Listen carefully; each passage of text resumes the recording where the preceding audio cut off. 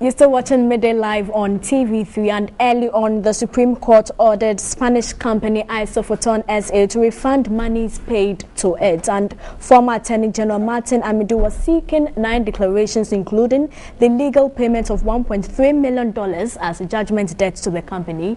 Our correspondent, court reporter Thomas Adote Papo, soon-to-be lawyer, was in court and joins us. Now, Thomas, take us through what happened in court today. Yes, this morning, the 9 justices of the Supreme Court sat -1, of course, because of the fact that one of them could not sit, but she gave her consent to the entire panel who sat on the case, and that is the case of Justice Sophia Adeniora. Her ruling too was read in court, and she agreed with her colleagues in the courtroom. But basically, what happened was the fact that Martin Amidu, for the second time running, has gotten a judgment in court in favor of him.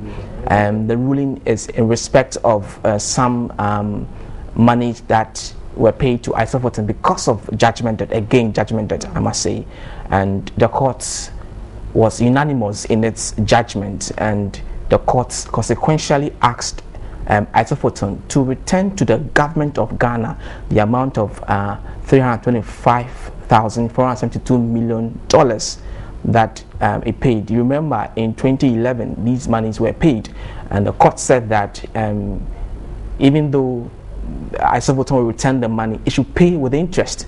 So you could imagine 2011 and 2013. So they are paying an interest of some 2 years. So they were unanimous in their ruling and judgment that Martin Amidu had a case. The case is that Parliament did not approve of the deal.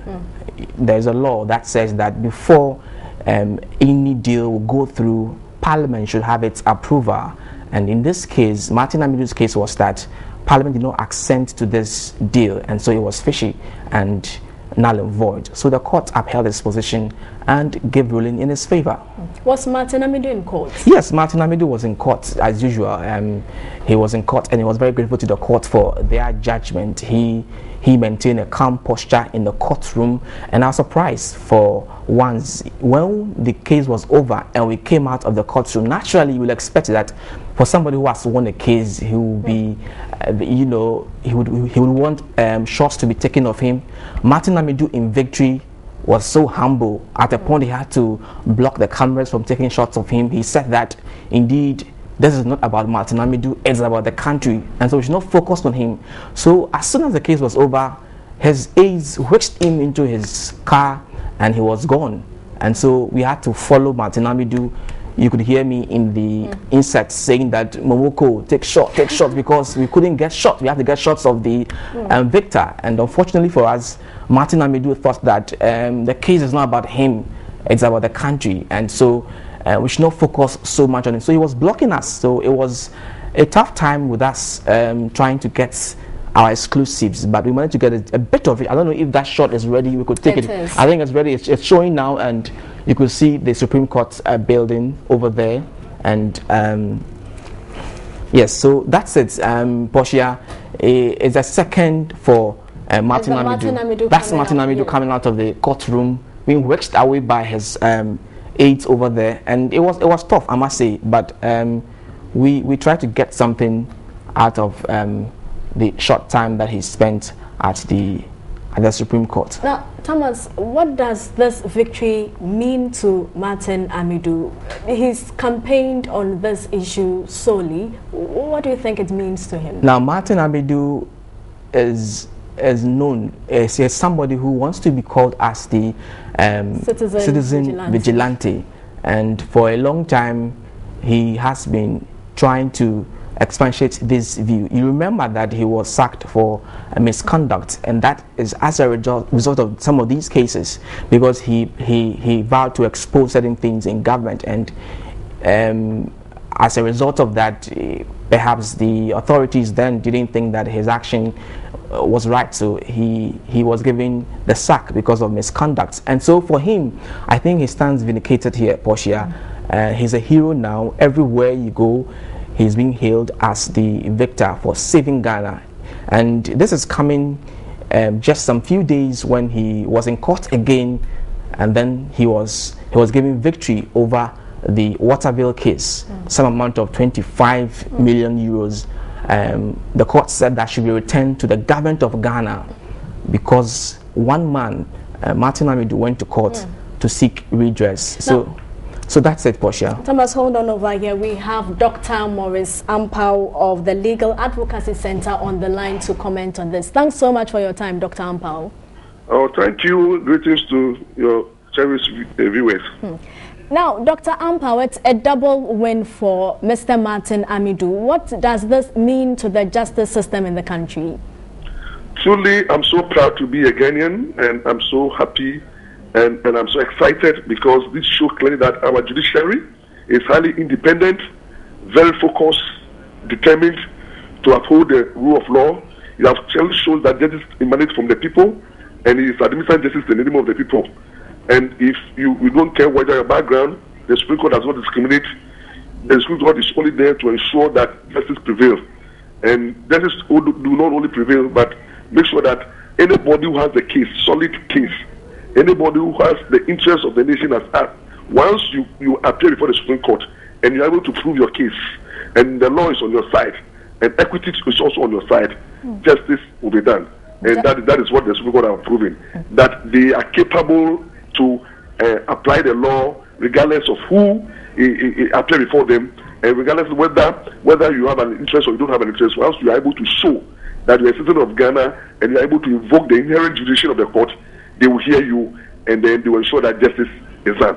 And what are the implications of this ruling with respect to other issues in court with regards to judgment debt payments? It's sending a very clear signal that the judiciary is not excited. The judiciary will not condone criminality. The judiciary will not condone corruption. The judiciary is there to ensure that the nation purse is protected. The judiciary is there to ensure that rule of law prevails. The judiciary is there to ensure that he holds the government accountable to the judicial system. Therefore, those who have collected illegal money, those who have engaged in criminality, will be punished by the judicial system. The judicial system will expose them and will continue to uphold the rule of law and ensure that justice is done in this country. Now, Dr. Ampa, what do you make of the fact that Mr. Martin Amidu had to campaign solely on this judgment debt issue to retrieve monies for the state? Seriously, it clearly shows that Mr.